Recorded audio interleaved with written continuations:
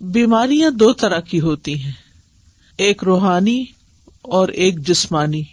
جہاں تک جسمانی بیماریوں کا تعلق ہے تو اللہ سبحانہ تعالیٰ نے ان کے لیے زمین سے چیزیں پیدا کی جن میں انسان کے لیے شفا رکھی، اور جہاں تک روحانی بیماریوں کا تعلق ہے تو اللہ سبحانہ تعالیٰ نے ان کی شفا کے لیے قرآن نازل کیا۔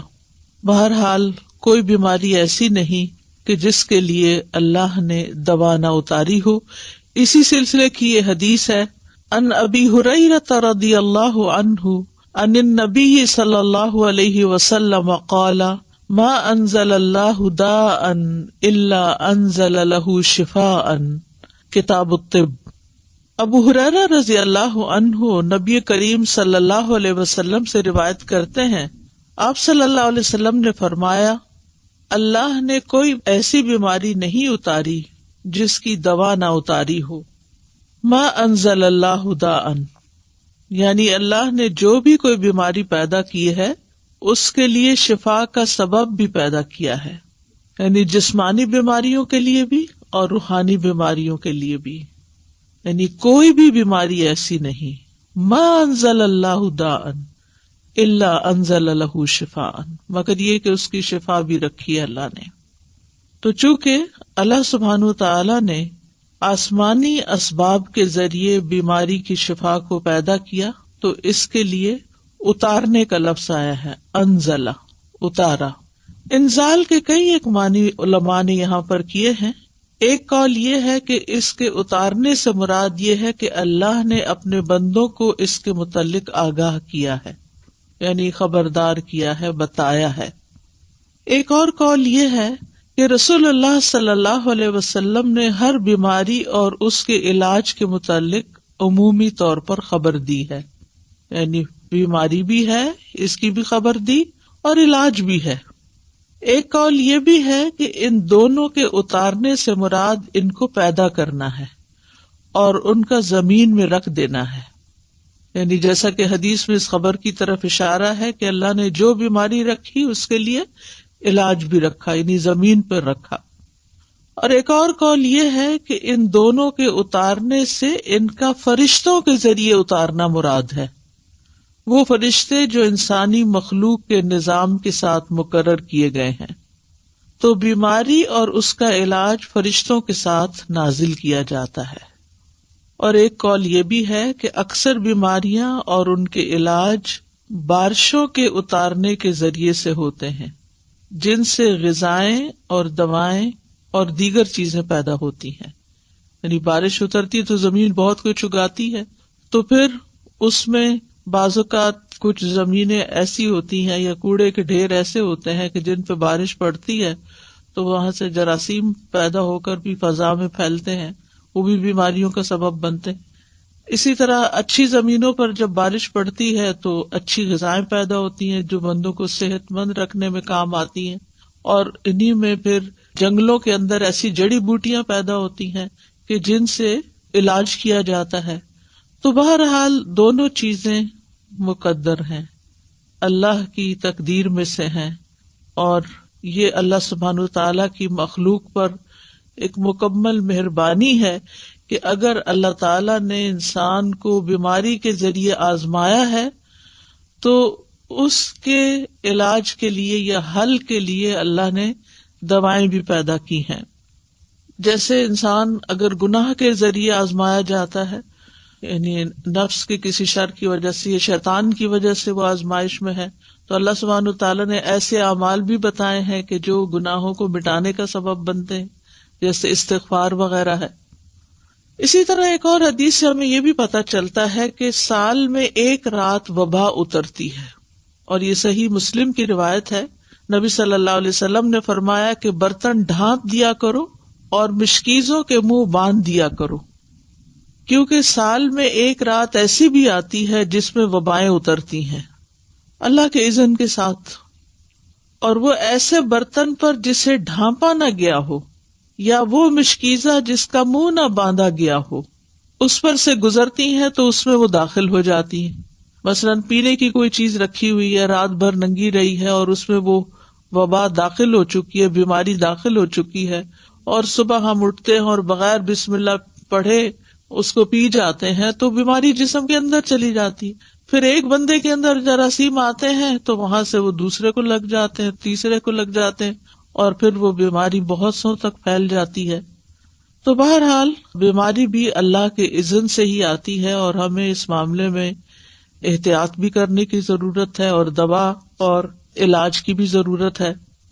تو دا کا مطلب ہے حسی بیماری اور جسمانی بیماری اور روحانی بیماری, یعنی بیماریاں دونوں طرح کی ہوتی ہیں اور دونوں طرح کی بیماریوں کے لیے علاج کرانا ضروری ہے. یعنی بعض اوقات ہم جسمانی بیماریوں کے لیے تو علاج کر لیتے ہیں, لیکن اگر کسی کو کوئی روحانی بیماری ہے تو اس کا علاج نہیں کرتے اور اس کو ہم بیماری نہیں سمجھتے. بعض اوقات جن بھوت کا اثر سمجھتے ہیں, بعض اوقات دوسرے کو کہتے ہیں ایسے ہی بہانے بنا رہا ہے, لیکن اس کو سنجیدگی سے نہیں لیتے اور اس کا پراپر علاج نہیں کرتے. اسی طرح یہ ہے کہ انسان کا دل بھی بیمار ہوتا ہے, یعنی جو روحانی بیماریاں ہیں یا قلبی بیماریاں ہیں ان میں انسان کا دل بھی بیمار ہوتا ہے, اور دل کی بیماری دل کا ٹیڑھا ہونا ہے, اور اس کو اللہ کے دین کی طرف لانا ہی اس کو معتدل کرنا ہے اور اس کا علاج ہے. تو دلوں کا علاج اللہ کی کتاب اور اس کے رسول صلی اللہ علیہ وسلم کی سنت کی طرف لوٹنا ہے, جیسا کہ اللہ عز و جل کا فرمان ہے, یا ایھا الناس قد جاءتکم موعظۃ من ربکم وشفاء لما فی الصدور وہدی ورحمۃ للمؤمنین. اے لوگو, بے شک تمہارے پاس تمہارے رب کی طرف سے عظیم نصیحت اور اس کے لیے سراسر شفا جو سینوں میں ہے, یعنی سینوں میں دل ہے اور دل کے اندر جو بھی تکلیف ہے, اور ایمان والوں کے لیے سراسر ہدایت اور رحمت آئی ہے. تو اس لیے قلبی بیماریوں کا علاج, دل کی بیماریوں کا علاج, روحانی بیماریوں کا علاج قرآن سے کرنا چاہیے, کیونکہ خود قرآن نے خبر دی ہے کہ وہ شفا ہے, شفاء لما فی الصدور, جو سینوں کے اندر ہے. اور اللہ عز و جل کی کتاب سے زیادہ افضل کوئی چیز نہیں کہ جس کے ساتھ انسان اپنے دل کا علاج کر سکے, لیکن اس کے لیے ضروری ہے کہ اخلاص کے ساتھ اس کی قرأت کرے, اس کو پڑھے, اس میں غور و فکر کرے اور کسی بھی قسم کا اس کے ساتھ ایک تعلق قائم رکھے.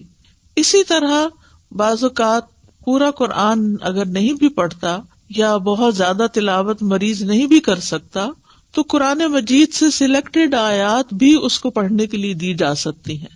مثال کے طور پر آیت کریمہ جو ہے لا الہ الا انت سبحانک انی کنت من الظالمین, یہ قرآن کی ایک آیت ہے اور اس میں یہ بھی ہے کہ کذالک ننجی المؤمنین, کہ ہم باقی مومنوں کو بھی ایسے نجات دیتے ہیں جیسے یونس علیہ السلام کو اس آیت کے پڑھنے کی وجہ سے نجات دی. تو اس لیے وہ ایک آیت کو بھی اگر کئی دفعہ دہراتا ہے تو اس میں کوئی حرج کی بات نہیں ہے, کیونکہ قرآن و سنت سے غم اور رنج کا علاج یہ آیت کریمہ کی شکل میں ثابت ہے. لیکن ایک بات یاد رکھیے کہ تجربہ نہ کیجیے کہ اچھا اگر قرآن شفا ہے, میں ذرا ایکسپیریمنٹ کر کے دیکھتا ہوں کہ میری اس بیماری میں قرآن کے پڑھنے سے شفا ہوتی ہے یا نہیں. تو ایسے لوگوں کو شفا نہیں ہوتی کہ جو تجربے کی غرض سے یہ کام کرتے ہیں. ہمیں پورے یقین کے ساتھ, ایمان کے ساتھ اس بات کو لینا چاہیے کہ اللہ تعالیٰ نے جب کہہ دیا قرآن شفا ہے تو پھر وہ شفا ہی ہے اور اس کے ذریعے شفا حاصل ہوگی. بہرحال اس حدیث سے یہ بھی پتہ چلتا ہے کہ اللہ نے جو بھی کوئی بیماری اتاری ہے اس کی دوا بھی اتاری ہے, اور اگر دوا اتاری ہے تو پھر ہمیں کیا کرنا چاہیے؟ دوا لینی چاہیے, علاج کروانا چاہیے. بعض لوگ اپنی سستی اور کوتاہی کے باعث علاج نہیں کرتے, صرف اللہ پہ ڈال دیتے ہیں. اللہ تعالیٰ تو سبھی کچھ کر سکتا, اس کے لیے تو کچھ مشکل ہی نہیں, وہ تو اول درجے میں بیماری بھی نہ بھیجے آپ کی طرف. لیکن یہ ہے کہ دنیا چونکہ امتحان کے لیے ہے, اور اللہ تعالیٰ نے قرآن مجید میں ہمیں یہ بھی بتا دیا ہے کہ ہم تمہیں آزمائیں گے, تو لوگوں کے امتحان مختلف طرح سے ہوتے رہتے ہیں اور اس میں مومن کا رویہ بالکل مختلف ہوتا ہے. مومن کے لیے بیماری اگرچہ ایک آزمائش ہوتی ہے، تکلیف ہوتی ہے، لیکن اس کے سبب اس کے گناہ دھلتے رہتے ہیں. ہر پین کے بدلے، ہر تکلیف، ہر پریشانی جو جسم پر انسان کی آتی ہے، آفت، اس کے بدلے اس کے گناہ دھلتے ہیں. پھر اسی طرح یہ ہے کہ جب وہ اس پر صبر کرتا ہے تو اس صبر کا اس کو اجر ملتا ہے. ایک اور خیر آ گئی، اور یہ خاص لوگوں کی علامت ہوتی ہے. یعنی عام لوگوں کے گناہ جھڑتے ہیں، خاص لوگوں کو صبر کا اجر ملتا ہے، اور خاص الخاص لوگ جو ہیں وہ اللہ کی قضاء پہ رضا بھی رکھتے ہیں. یعنی راضی بالقضاء جب ہوتے ہیں تو ان کا اجر کئی گنا زیادہ بڑھ جاتا ہے. تو اس طرح مومن کے لیے ایک بیماری جو ہے وہ ایک رحمت کا باعث بن جاتی. وہ آزمائش تو ہے ہی، لیکن اس آزمائش کے اندر بھی ایک رحمت ہوتی. لیکن اس راضی بالقضاء ہونے کا مطلب یہ نہیں کہ انسان علاج ہی نہ کرائے. علاج ضرور کروائے، کیونکہ نبی صلی اللہ علیہ وسلم نے فرمایا، اللہ کے بندو علاج کیا کرو، کیونکہ اللہ عز و جل نے جو بیماری بھی اتاری ہے اس کے ساتھ اس کی شفا بھی نازل کی ہے، سوائے موت اور بڑھاپے کے. موت کا کوئی علاج نہیں اور بڑھاپے کا کوئی علاج نہیں، کیونکہ اس میں انسان کی اعضاء کمزور ہو چکے ہوتے ہیں، تو کوئی چیز ان کے اندر پھر سے جوانی بھر نہیں سکتی. لیکن اس میں بھی انسان کو حت البسا ساتھ ساتھ اپنی کمزوریوں اور بیماریوں کا علاج کرتے رہنا چاہیے، اور اس میں انسان کو مایوس نہیں ہونا چاہیے. اسی طرح ایک اور حدیث سے ہمیں پتہ چلتا ہے، مسند احمد کی حدیث ہے، رسول اللہ صلی اللہ علیہ وسلم نے فرمایا، بے شک اللہ عز و جل نے جب بیماری کو پیدا کیا تو اس کا علاج بھی پیدا کیا، بس اس لیے علاج کیا کرو. تو گویا اللہ تعالیٰ کا یہ حکم ماننا جو ہے، رسول اللہ صلی اللہ علیہ وسلم کے ان الفاظ پر یقین رکھتے ہوئے علاج کروانا جو ہے، چاہے وہ تکلیف دہ ہو لیکن اس کو بھی انسان عبادت سمجھے. یعنی علاج کرانے کو بھی عبادت سمجھے کہ میں اللہ اور اس کے رسول کا حکم مان رہا ہوں، انہوں نے ہی کہا ہے کہ علاج کراؤ تو میں علاج کروا رہا ہوں. اب اس علاج میں جب اس کا کچھ مال خرچ ہوتا ہے یا وہ علاج کی تکلیف سے گزرتا ہے، کیونکہ بعض علاج جو ہیں وہ سرجری ہوتے ہیں، بعض علاج جو ہے وہ پینفل پروسیس سے گزرتا ہے انسان اس میں، تو وہ بھی سراسر انسان کے لیے عبادت اور اجر کا باعث بن جاتے ہیں.